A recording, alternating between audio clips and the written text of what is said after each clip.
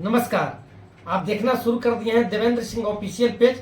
अगर मेरे पेज पर आप पहली बार हैं तो इसको सब्सक्राइब कर लीजिए, लाइक करिए, अब कमेंट बॉक्स में अपना बातों को विचारों को नोट करवाइए। आज हम उपस्थित हैं बिहार के छात्रों के दशा को लेकर, साथ साथ शिक्षक और अभिभावकों को दशा का लेकर। अरे अब जब मैं जहां से न्यूज को पढ़ रहा हूं वह गोपालगंज ही जिला है और ये पूर्व मुख्यमंत्री रबड़ी देवी नहीं, उप मुख्यमंत्री तेजस्वी यादव नहीं, तेज प्रताप जी का घर जिस पंचायत में है चुरामनचक फुलवरिया प्रखंड के, अरे लालू यादव का ससुराल, रेल मंत्री, पूर्व रेल मंत्री लालू जी का ससुराल, जहां के बच्चों को यह अब कहा जाता है कि लिंग परिवर्तन करा लीजिए, एडमिशन नहीं हो पाएगा। भाई 9th-10th में अगर एडमिशन लेना है तो कहां जाएं, वहां के बच्चे परेशान। आज जैमी प्रधानाध्यापक शिक्षा, प्रखंड शिक्षा पदाधिकारी से लेकर कहां वहां के अभिभावक और बच्चे दौड़ रहे हैं। माननीय एसीएस के आदेश के आलोक में नामांकन नहीं हो पा रहा है। पूछा गया क्यों? तो यहां तो केवल लड़की ही बनना होगा तभी एडमिशन होगा। मतलब आप छात्रा है तभी एडमिशन होगा। ये है एसीएस के आदेश का, बिहार के शिक्षा विभाग के आदेश का अनुपालन के संदर्भ में यह मामला।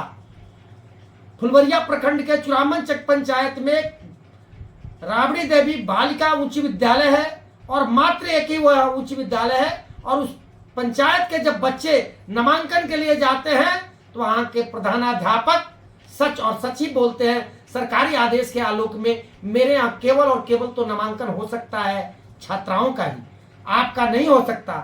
मेरे यहाँ छात्राएं अगर आप होंगे तभी नामांकन होगा। जाए तो जाए कहां? ऐसे पूरे बिहार के कई पंचायतों की हालात है।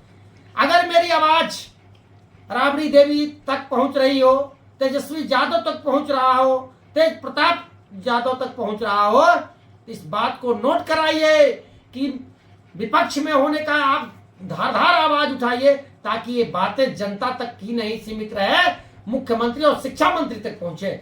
हम लोगों ने पता कराया तो पता चला कि शिक्षा मंत्री भी भाई तो इसी जिले के हैं। आज आए भी थे जिले में, लेकिन पब्लिक दौड़ती रह गई और मुलाकात नहीं हुआ।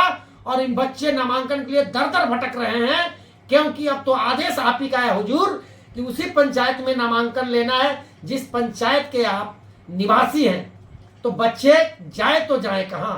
ऐसे बिहार के तमाम विद्यालयों की हालात होगी, तमाम पंचायतों की हालात होगी, तमाम छात्रों के साथ समस्या होगी और तमाम अभिभावकों की समस्या होगी कि उनका नामांकन पंचायत के अंदर ही विद्यालय में लेना है। तो वहां जहां गर्ल्स स्कूल ही केवल है वहां के छात्र कहां जाएंगे? ये निर्णय सरकार क्या सोच समझ के लेती तो इतनी परेशानी उठानी पड़ती? नहीं उठानी पड़ती।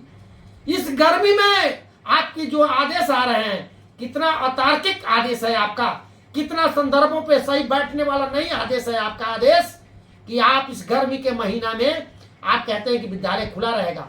सबसे तो भारी यह है कि आप आदेश पर आदेश निकालते हैं और 5 मिनट के बाद पता चलता है कि आदेश आपके कार्यालय से नहीं निकला, वह आपकी चिट्ठी नहीं है।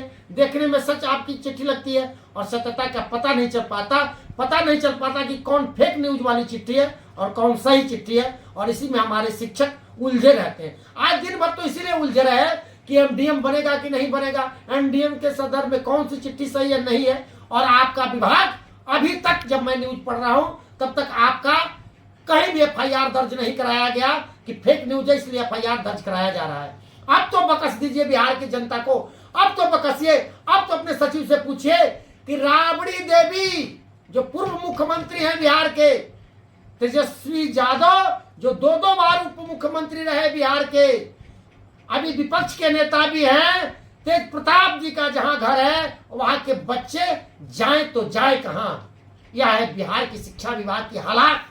और आपने चिट्ठी निकाल दिया कि तमाम बिहार के वैसे विद्यालय, भूमिहीन विद्यालय जिनके पास भूमि नहीं तय किया जाए, लेकिन जिनके लोग जमीन देने के लिए तैयार है, जमीन प्रोसेस में गया और आपके अधिकारियों के द्वारा उसका संज्ञान नहीं लिया गया, उसके वजह से वो जमीन का मामला एनओसी मामले में पेंडिंग है। उस विद्यालय को आप दूसरे विद्यालय में जब मर्ज कर रहे हैं तो वहां की हालात क्या होगी? एसीएस महोदय तक, रबड़ी देवी तक, नीतीश कुमार तक इस समाचार को मेरा पहुंचाइए ताकि उनके कान तक आवाज आए। बिहार के तमाम शिक्षक, मेरे चैनल देखने वाले लोगों से मेरा आग्रह है, करवट रहे हैं कि मेरे न्यूज को पहुंचाइए, तब जाके बिहार के बच्चों के साथ न्याय होगा। नहीं तो इस न्याय के लिए बिहार के जनता के साथ शिक्षक और छात्रों को भी सड़कों पर उतरना होगा, तब मिलेगा न्याय। और हम लोग हटने वाले नहीं है, हम बिहार के बच्चों के भविष्य के साथ खड़े हैं और हम लोग खड़े ही रहेंगे। धन्यवाद। देखते रहिए देवेंद्र सिंह ऑफिशियल पेज।